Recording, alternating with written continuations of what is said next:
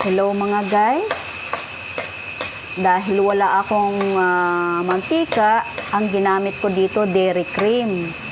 At naggayat ako ng bawang at sibuyas at ito ginigisa ko na ngayon. Ito ay pork, hindi ito manok. Ayan.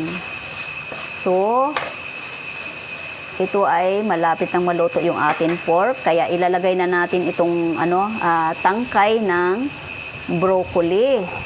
Pwede naman guys kasi mura siya, hindi siya matigas, malambot pa siya. Ayan. Igigisa-gisa lang natin guys para magkaroon tayo ng gulay.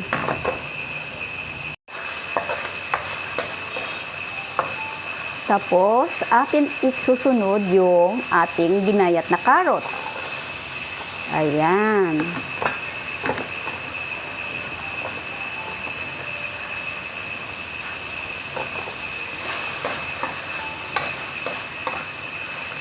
Halo-halo lang. Mix-mix lang natin para hindi masunog yung ating gulay. Tapos, maglalagay tayo ng asin, ng konting asin. Ayan. Nilagyan ko na pala siya ng paminta kanina. At dahil wala tayong oyster sauce, tuyo na lang ang ating ilalagay. Huwag masyado, konti lang para hindi maalat, no? Dahil naglagay tayo ng asin.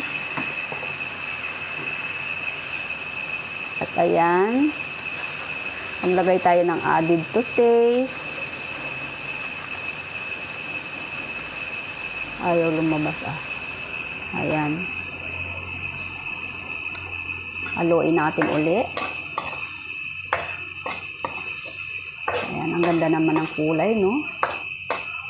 Ang ating gulay ay huwag masyadong overcook kasi mas masarap yung medyo crunchy ang ating gulay.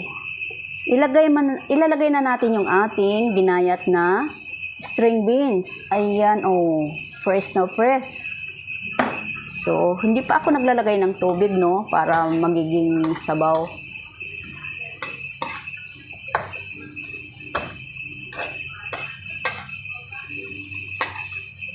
Better watch it, guys, until the end. Maglalagay tayo ng kunting tubig para magkaroon siya ng kunting sabaw. Ayan. Ayan. Yes. Luto na yung ating beans saka carrots. So, atin ang isusunod yung ating broccoli. Ayan. So, halo-haluin muna natin ng dahan-dahan.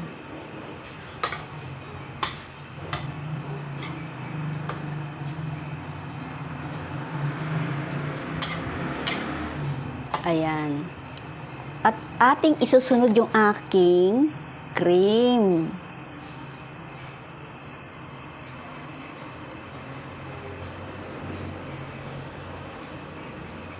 Ayan.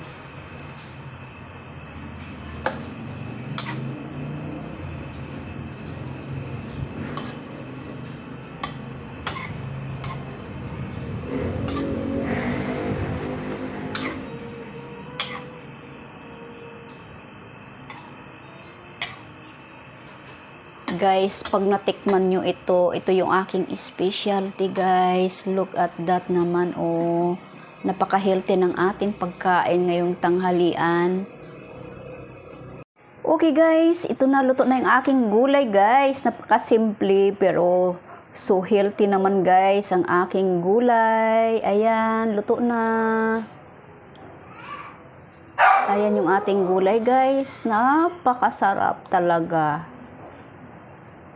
Thanks for watching, guys. Don't forget to like, comment, share, and subscribe.